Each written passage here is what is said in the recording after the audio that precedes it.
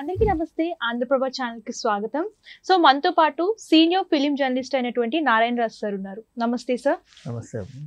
Sir ఇప్పుడు రీసెంట్‌గా మనకి ఫిబ్రవరి 14న చావా సినిమా రిలీజ్ అయింది. హిందీలో అయితే మంచి బ్లాక్ బస్టర్ హిట్ అయింది. ఇప్పటికీ కూడా చూసుకున్నట్లయితే సో ఎవ్రీడే కలెక్షన్స్ అనేవి చాలా వస్తున్నాయి. సో ఈ అంటే రిలీజ్ అయినప్పటి నుంచి ఇప్పటి వరకు మనకి 500 కోట్లు గ్రాస్ అనేది వచ్చింది. సో బాహుబలి 2 సినిమా కూడా హిందీలో 5000 crores క్రాస్ చేసింది అనమాట. రీసెంట్గా చావా సినిమా ఈ బాహుబలి గ్రాస్ ని క్రాస్ చేసింది. సో ఇంకా ఎలాంటి వసూలు రాబెట్టగలుగుతుంది సార్ ఈ సినిమా? ఇప్పుడు బాహుబలికి చావాకు ఈ రెండు కథా చిత్రాలకు ఎలాంటి పోలిక లేదు. ఓకే. ఎందుకంటే చావా అనేది మనం అందరూ చెప్తున్నట్టుగానే ఛత్రపతి శివాజీ కుమారుడి బయోపిక్ అనొచ్చు దాన్ని. ఆ బయోపిక్ మరాఠీ ప్రాంతంలో ఛత్రపతి శివాజీ అంటే అపారమైన అభిమానం, గౌరవం, భక్తి ఆ జనాలకు ఉంది. ఆయన వారసుడి కథను సినిమాగా తీయడం, సినిమా కూడా అద్భుతంగా ప్రజెంట్ చేయడం, శంభాజీ పాత్రధారి, యువరాణిగా రష్మిక వీళ్ళ పెర్ఫార్మెన్స్ అద్భుతంగా ఉండడం, ముఖ్యంగా క్లైమాక్స్ సన్నివేశాలు అయితే భావోద్వేగానికి ప్రేక్షకులు గురయ్యే విధంగా ఉండడంతో ఆ సినిమాకు బ్రహ్మరథం పట్టారు. ఇది మా సినిమా అన్నట్టుగా ఉత్తరాది ప్రేక్షకులు అడాప్ట్ చేసుకున్నారు. పైగా ఈ సినిమా రన్నింగ్లో ఉన్నప్పుడు అపోజిషన్ సినిమాలు కూడా లేవు. ఇది సోలో సినిమాగా అయిపోయింది.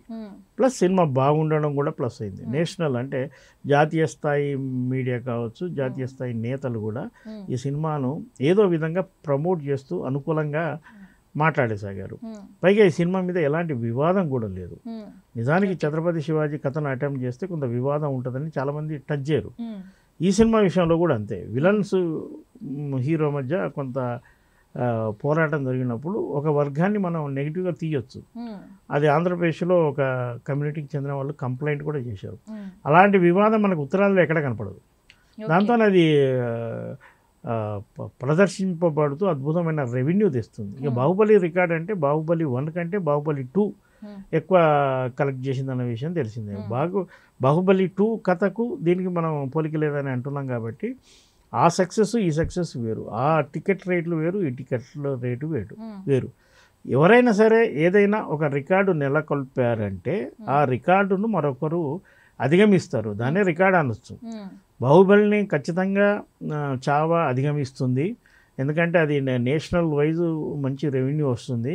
ఇప్పుడు ఉదాహరణకు దక్షిణాదిలో మనకు ఆ కథ సంబంధం లేనప్పటికీ ఆ సినిమా సాధించిన విజయం ఇక్కడ ఒక మౌత్ పబ్లిసిటీలా రావడంతో ఇక్కడే ఆడియన్స్ కూడా సినిమాను ఆదరిస్తున్నారు.